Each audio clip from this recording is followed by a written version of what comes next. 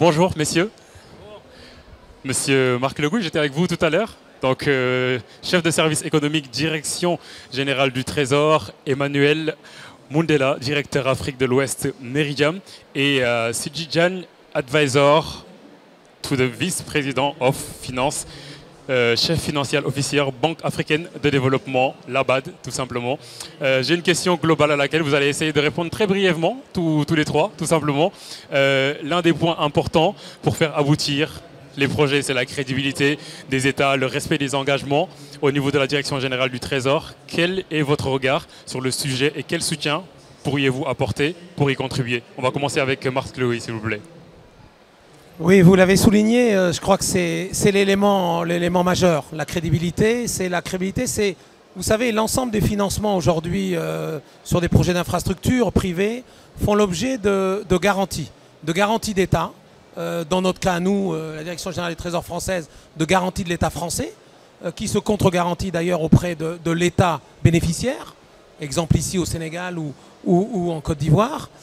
Et donc l'important, c'est qu'au moment où on donne ces garanties, on a en face de nous un partenaire sur lequel on a confiance, qui nous paraît être crédible. La crédibilité d'un partenaire, c'est essentiellement deux paramètres: sa situation macroéconomique et financière, donc sa capacité à répondre au service de la dette éventuelle, potentielle demain, et sa gestion, bien évidemment, la gestion des finances publiques d'un État. Donc pour nous, c'est l'élément majoritaire au moment de la décision. Vous avez parlé de garantie, tout à l'heure on discutait également, vous avez parlé de confiance. Garantie et confiance, est-ce que c'est les éléments qu'il faut, monsieur Diagne? Absolument. Vous savez, aujourd'hui en Afrique, on a un grand déficit d'infrastructures. Et on a besoin de faire beaucoup plus de partenariats public-privé parce que le public a atteint ses limites. Et donc pour avoir un bon cadre de partenariat public-privé, il faut un environnement propice. C'est un environnement de confiance où on co-crée cet environnement à la fois pour le public et pour l'investissement privé pour qu'on doit attirer davantage. C'est le rôle que la Banque africaine de développement joue aujourd'hui, d'attirer à la fois l'investissement privé, mais aussi créer cet environnement propice pour attirer le financement à échelle mondiale en Afrique. Donc nous jouons ce rôle-là, nous faisons également l'accompagnement des structures et nous donnons également un financement concessionnel à long terme à des pays crédibles, comme il l'a dit. Donc tout, c'est la confiance et c'est la vision à long terme. Monsieur Mundela, votre regard? Écoutez, je pense que des éléments importants ont été évoqués. Mais au-delà de ça, moi ce que je soulignerais aussi, c'est que il est aussi important d'avoir des cadres réglementaires clairs pour les investisseurs. Parce que ce qui est important pour l'investisseur, c'est de se projeter dans le temps. Et donc, l'élément, parce qu'on parle de partenariat public-privé, en ce qui nous concerne, hein, donc le partenariat public-privé par définition se joue à plusieurs. Et donc les parties, chacune a une partition à respecter.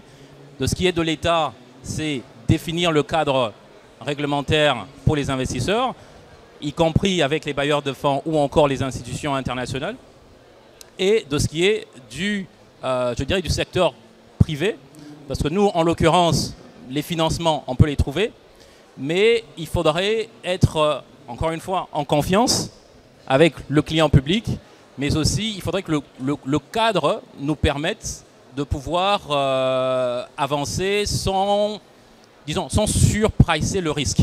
Voilà. Monsieur Diagne, vous qui êtes à la Banque africaine de développement, pourrait-on imaginer aussi de ne pas limiter aux seules institutions financières le financement de grands projets? Oui, au fait, il faut tout un écosystème. Donc il y a un rôle que la Banque africaine de développement doit jouer en tant que catalyseur. Il y a un rôle que les banques publiques d'investissement doivent jouer, comme la Banque nationale de développement économique du Sénégal. Il y a les acteurs comme Meridiam qui font de la préparation de projets, de structuration de projets qui doivent jouer. Il y a le gouvernement également, comme il l'a rappelé Emmanuel, pour créer ce cadre propice. Donc à l'ensemble, il faut un écosystème qui va au-delà du financement. Parce que le financement, c'est seulement un seul volet. Donc à défaut d'avoir ça, ça va être très difficile d'attirer le financement à long terme pour créer ce cadre propice. Donc nous devons davantage travailler sur l'écosystème.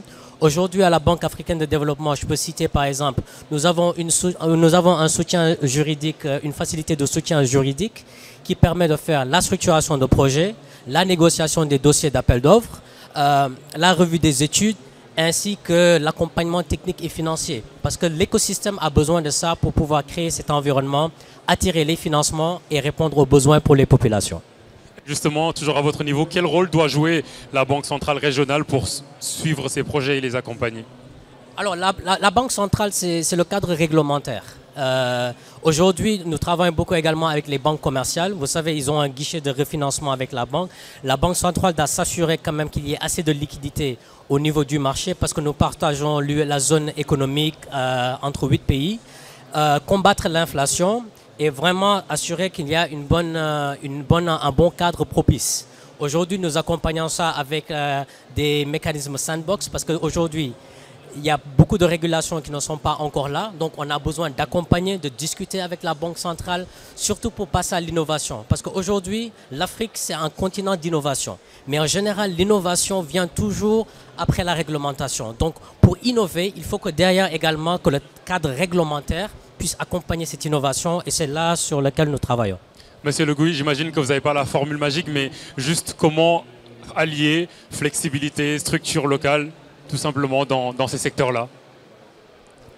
Écoutez, je crois que dans toute relation, Emmanuel lui a dit, dans un partenariat public-privé, il y a le terme partenariat. Donc il faut vraiment à la fois avoir confiance, mais aussi avoir un degré de flexibilité les uns envers les autres. Cette confiance s'exprime aussi par cette flexibilité. C'est grâce à cette confiance que chacun des partenaires peut arriver à cette flexibilité. Quand on est garant, on est aussi garant parce qu'on veut accompagner un projet, parce qu'il a un sens en termes de développement. On est garant parce qu'on veut accompagner un acteur économique, par exemple Meridiam, sur un projet de BRT, par exemple ici. Mais on est aussi garant parce que politiquement, ça a du sens d'accompagner un État. Et ça aussi, cette flexibilité, elle est aussi sur le sujet politique. C'est vraiment l'idée aussi d'avoir un partenariat d'État à État derrière ce partenariat entre une entreprise et un État.